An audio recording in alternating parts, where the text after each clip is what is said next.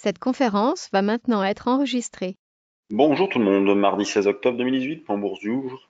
Séance de baisse hier aux États-Unis, notamment menée par les valeurs technologiques. Le Nasdaq a terminé en repli de 0,88%, Dow Jones à moins 0,35%, le SP500 moins 0,59%. On aura les chiffres aujourd'hui de Goldman Sachs, d'IBM, de Morgan Stanley. En Europe, le CAC a terminé proche de l'équilibre, en léger repli de 0,02, le DAX plus 0,78. Donc le DAX surperforme en ce moment, une fois n'est pas coutume. On cherche toujours à vendre, donc commençons par le CAC à vendre sur des rebonds. Donc hier, on était placé au début de séance vers 5115,20 pour vendre. Il a fallu abaisser ce niveau-là à cette zone de 5103,5 notamment si on espérait faire des écarts. Donc on peut reprendre ce niveau de 5103. Moi, je suis toujours placé également sur donc 5115,20 jusqu'à 23,5, donc l'excès du niveau, le niveau de clôture de vendredi soir, considérant que pour l'instant les probabilités d'avoir des replis sont assez fortes. On voit qu'il n'y a pas de relais à la baisse cette fois, puisque malgré un nouveau point bas en séance cette fois-ci, puisque les précédents avaient été faits hors séance, mais cette fois-ci un point bas a été fait en séance, il n'y a pas eu de relais et le marché a facilement rebondi d'une cinquantaine de points. Donc on continue à travailler vendeur, 115,20 comme niveau de vente, sinon 103 pour un niveau proche. Donc on voit qu'un affaiblissement s'installe doucement, mais il n'y a pas de vente régulière, il n'y a pas de flux vendeur, il n'y a pas de dégagement de position.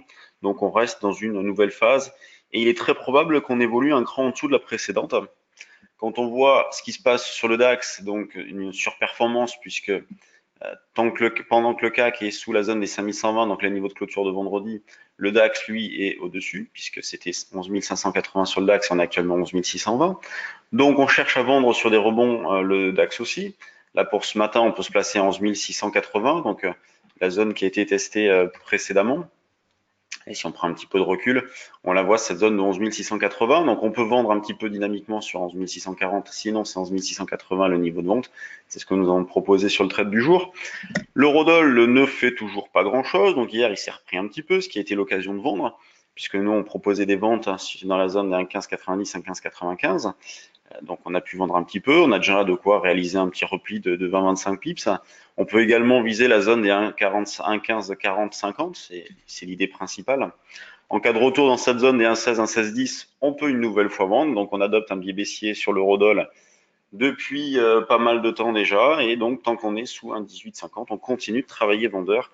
Donc on vend systématiquement, ce qui fait qu'en ce moment on a un taux de réussite qui est énorme sur l'eurodoll, même depuis pas mal de temps déjà, depuis le début du lancement du trade du jour sur l'euro-dollar. C'est un festival, un taux de réussite très très très important. Quand on regarde du côté des actions, on a une certaine régularité, donc on voit qu'il n'y a pas d'excès. La plus forte baisse, c'est Carrefour qui perd 0,8%. La plus forte hausse, c'est Safran qui prend 0,8%. Après, beaucoup de valeurs autour de 0,20 de hausse.